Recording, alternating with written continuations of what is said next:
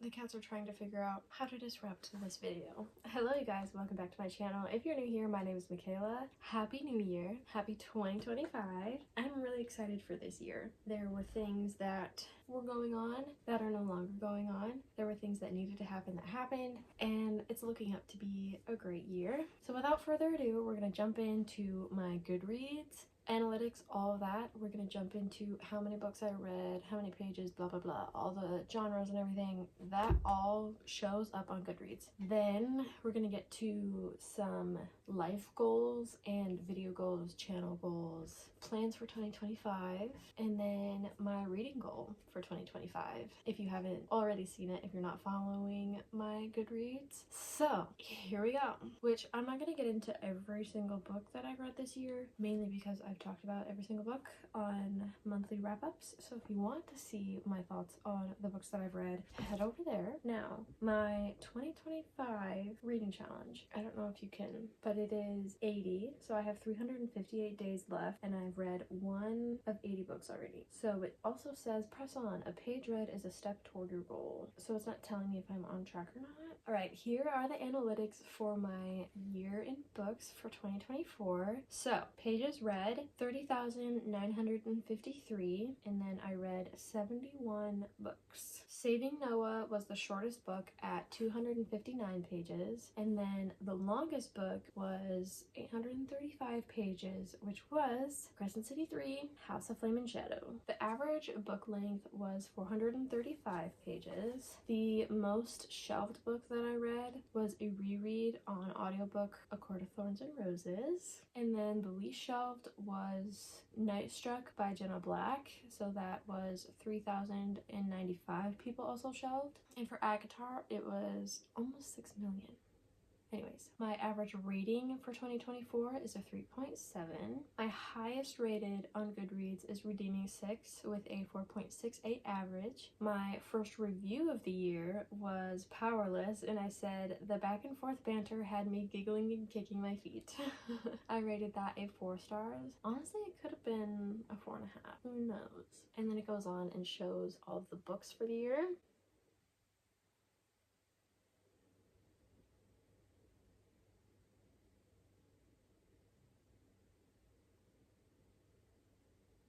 And then my last review of the year. Interesting. I typically don't really write reviews. So it was by Danielle L. Jensen, A Fate Inked in Blood, and I said, the end? Definitely didn't see that coming. It was a good year. It was a very, very good year. So there I am. If you want to follow me in my reading journey in this year,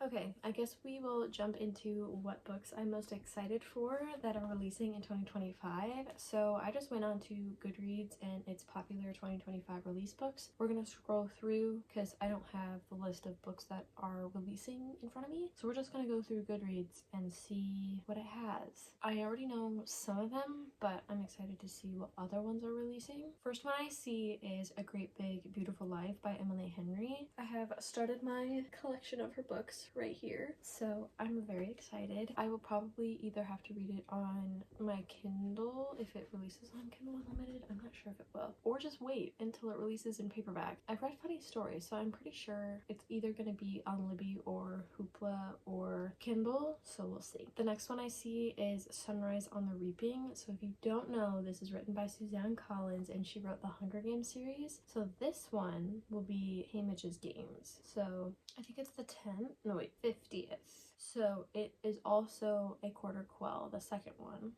Very, very excited about that one. The next one is Onyx Storm, which is this month, January 21st. I'm so excited. It is the 7th right now. This is the third one in the Empyrean whatever books by Rebecca Yarros, and I'm so excited, especially with how the second one ended. Not that I liked how it ended, but I'm excited to see where it goes from there. So anyways, let's see I found Abby Jimenez this year, and I read Just for the Summer, and which other one did I do? I forget, but Just for the Summer pops out at me, and Say You'll Remember Me is releasing this year, and I'm so excited. I really want to get her books and start my collection of those as well. The next one I see is Rebel Witch by Kristen Cicerelli. This is the second one to Crimson Moth or Heartless Hunter, whichever one you know it by. Very excited about that one because how the first one ended. Very excited how the romance is going to pick up, and especially like the mystery and all of it. If you don't know what this one is about, this one is following the Crimson Moth, and then the hunter that is hunting the Crimson Moth, she is a Crimson Moth. She knows that he is hunting her. He doesn't know she's the Crimson Moth, and it's just a whole thing. I thoroughly enjoyed it. It's also like she's a socialite, and it's like old-timey Bridgerton vibes, I would say, because she has to dress up for events and stuff. Okay, I see Emily Wilde's on here. I think it's probably the third one. I keep seeing people talk about this one, and I think I want to start this series. I am not 100% sure what it is, but I know the first one is Encyclopedia of Fairies. The second one is Emily Wilde's Map of the Other Lands, and then this one is Emily Wilde's Compendium of Lost Tales. So we'll see. I'm really not all that familiar at all. I've just heard Rachel Catherine talk about it, and I think Alexa Ray talk about it, maybe, but since they've talked about it, I'm more curious. Definitely. Okay, let's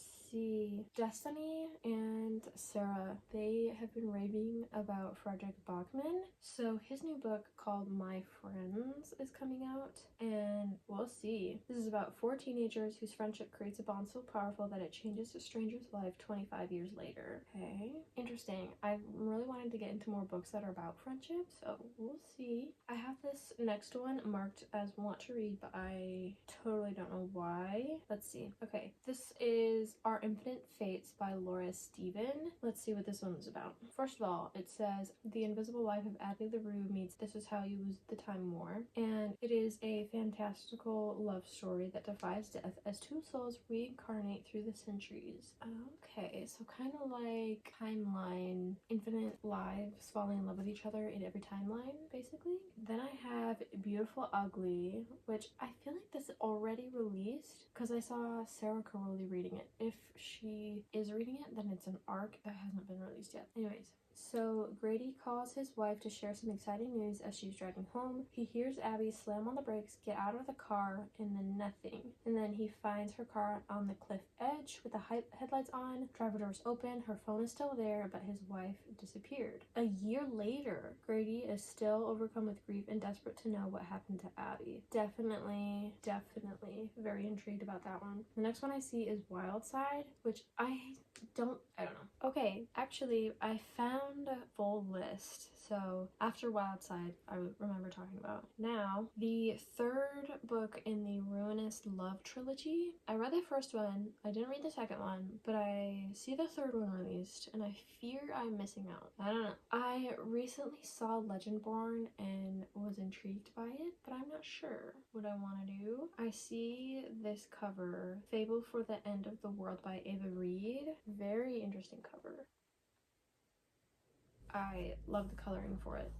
Let's see what this one is about. Ooh, The Last of Us meets The Ballad of Songbirds and Snakes in this standalone dystopian romance about survival, sacrifice, and love that risks everything. If you need to know anything about me, is that I love me a good dystopian. And right now I'm reading Winter, which is the fourth or fifth one in the Lunar Chronicles. That's kind of sci-fi dystopian. Pretty interesting. Okay, by encouraging massive accumulations of debt from its underclass, a single corporation, Ceres, controls all aspects of society. Anisha lives with her brother in a half-sunken town where they scrape by running a taxidermy shop.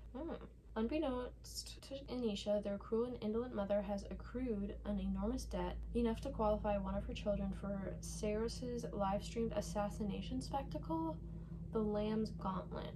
Millinoe,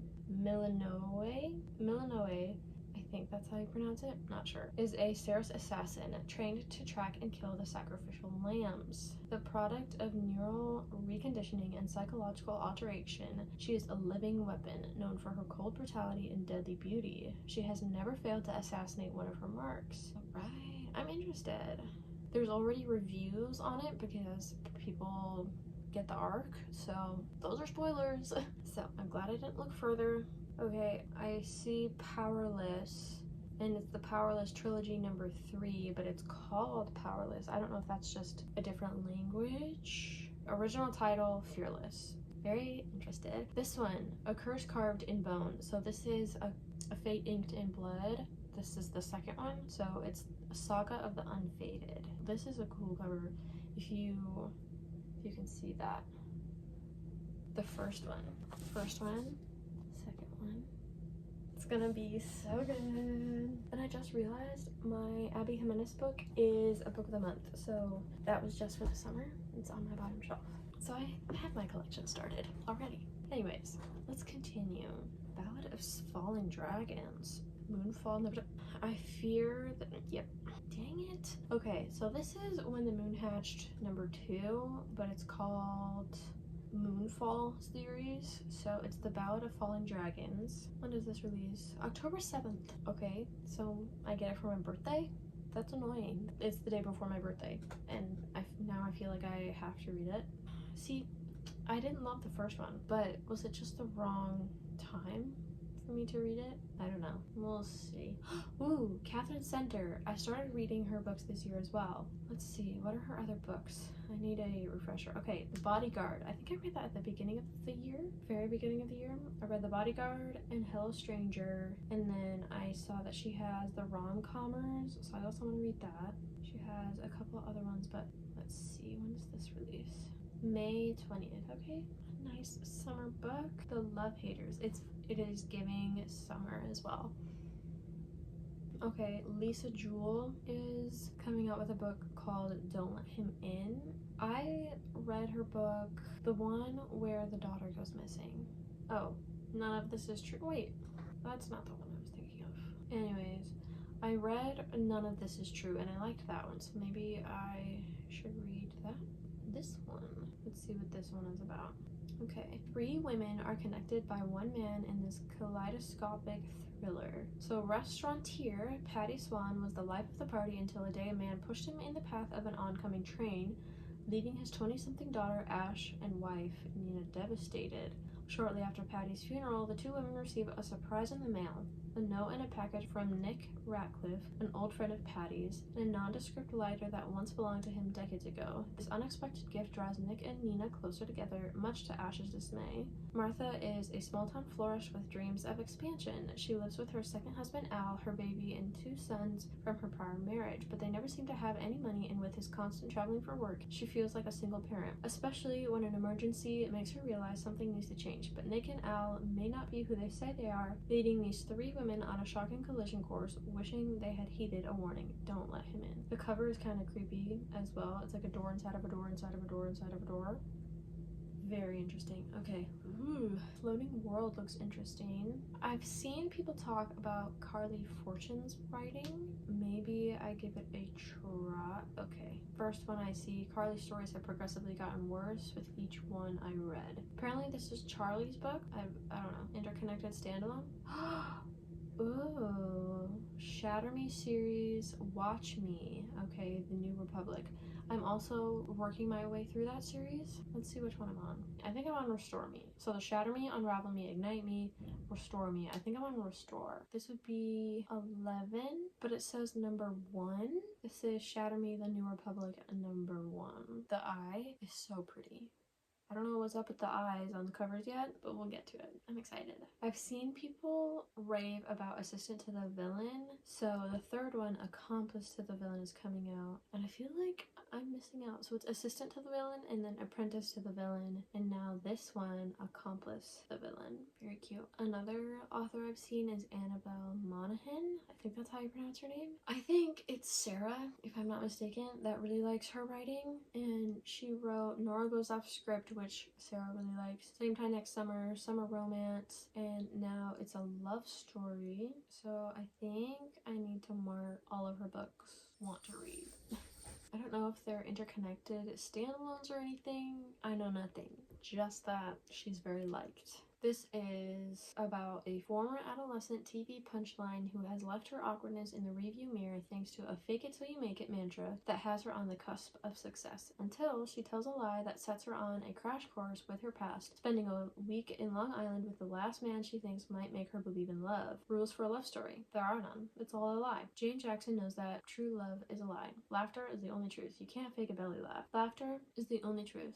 Jane should know. She spent her adolescences as poor Janie Jakes, the barbecue sauce in her braces punchline on America's 5th favorite sitcom. Now she is a creative executive at Clearwater Studios, and she's living by a new mantra: fake it till you make it. Except she might have faked it too far. Desperate to get her first project greenlit and riled up by pompous cinematographer and one-time crush Dan Finnegan, she opened her mouth and a big fat fib fell out. She claimed that Jack Quinlan, hottest pop star of the moment, has promised to write an original song for the soundtrack. Interesting. I don't know. Maybe.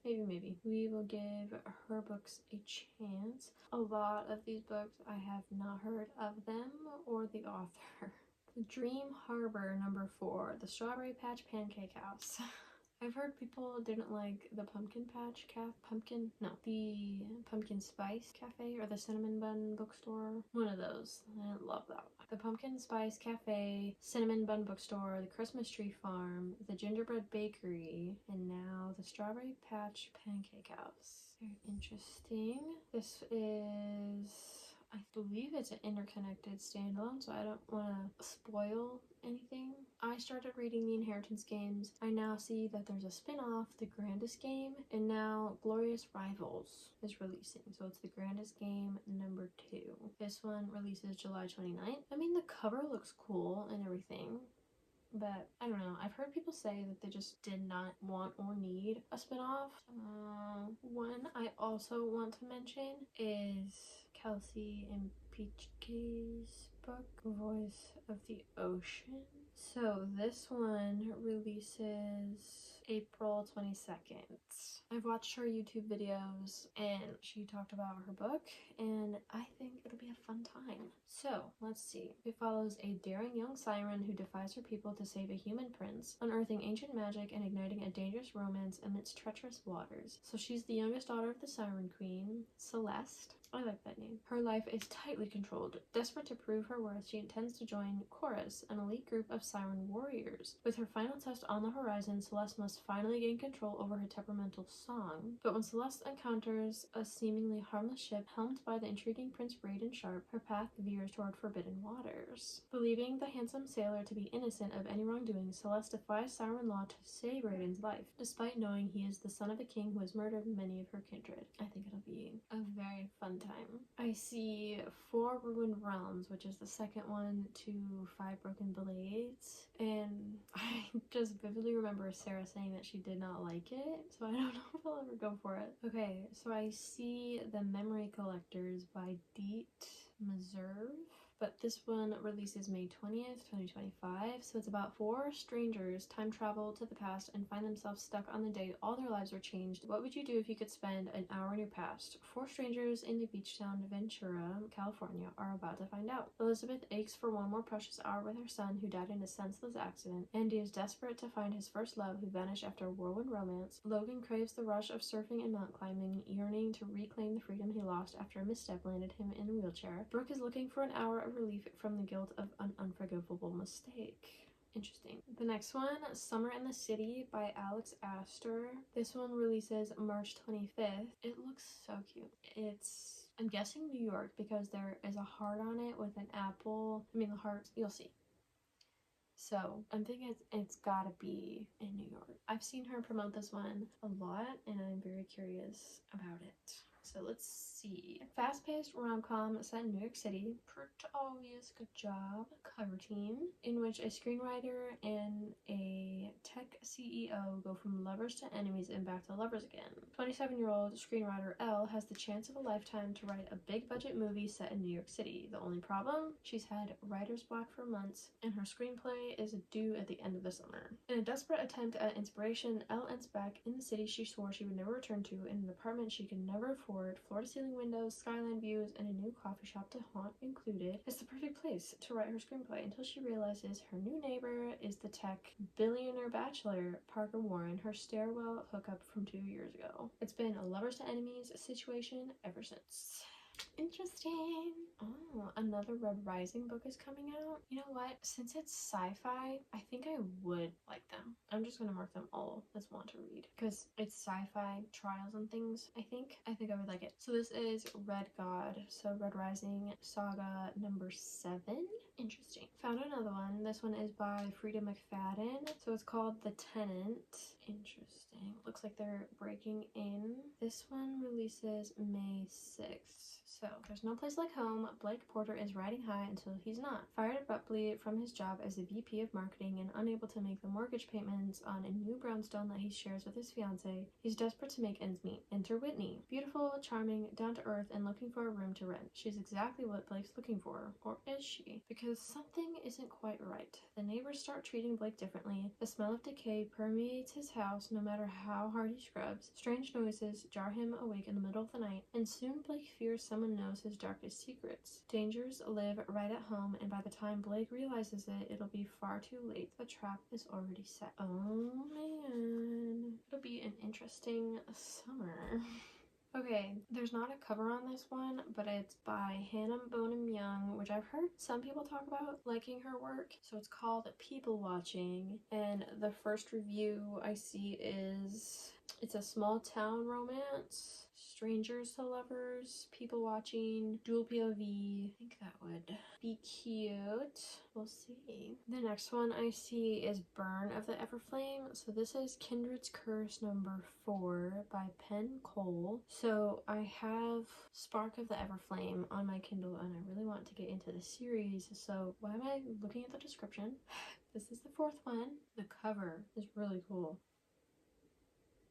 Sarah raves about this one, and I'm just as excited to get into it.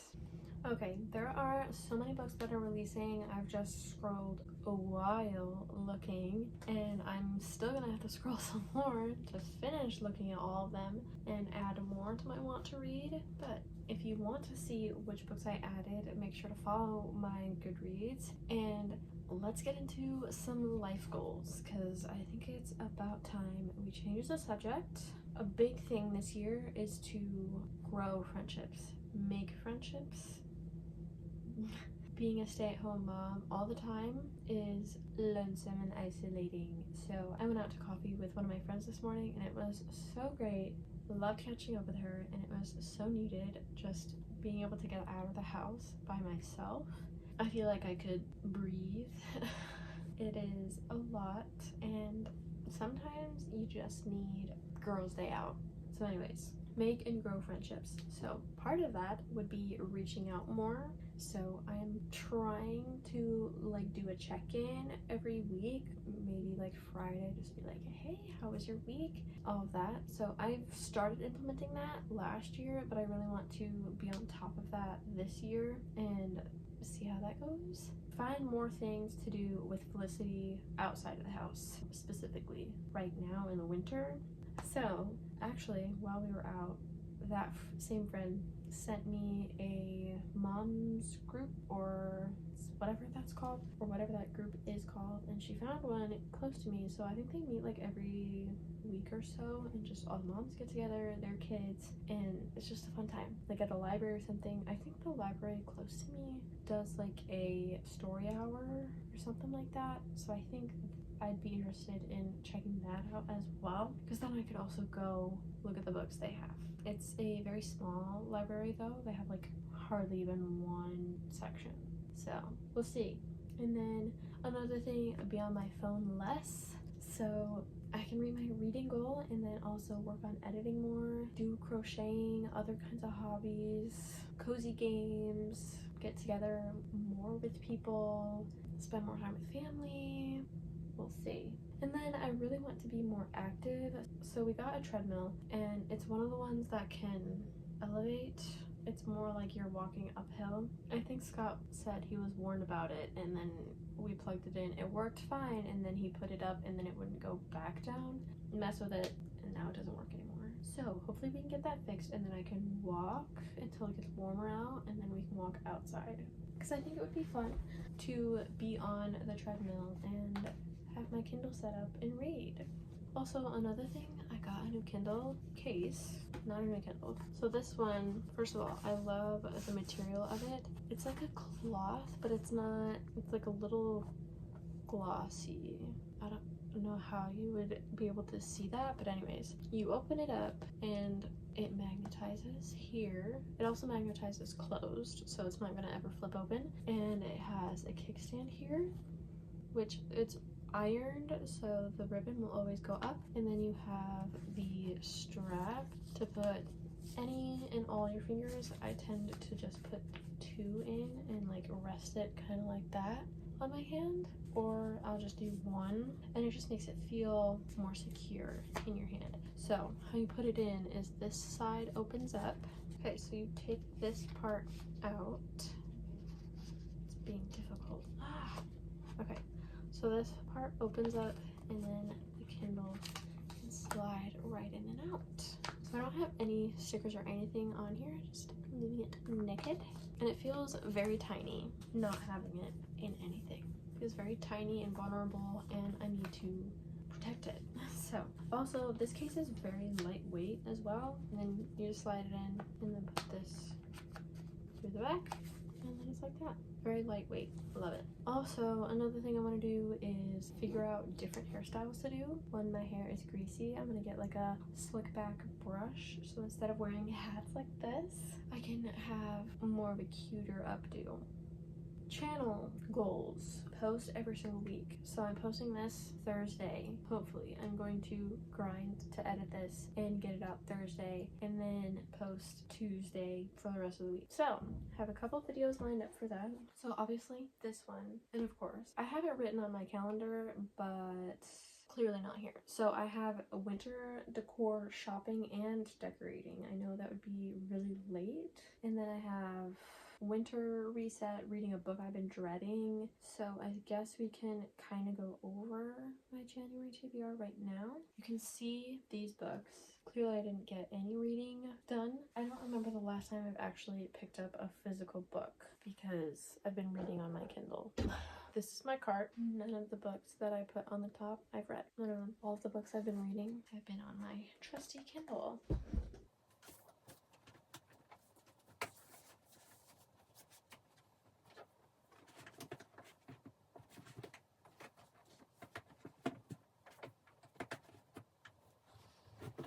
Yeah, I didn't put anything on the top because I want to go to Barnes. So maybe that can be the video for next week. Going to Barnes & Noble because I really want to get Kristen Hanna's books, The Nightingale specifically. I've heard a lot about that one, and I think Firefly Lane maybe. I think that's really all. And then a New Year reset. I think that's what I wanted to do. New Year reset. Let's look at my calendar.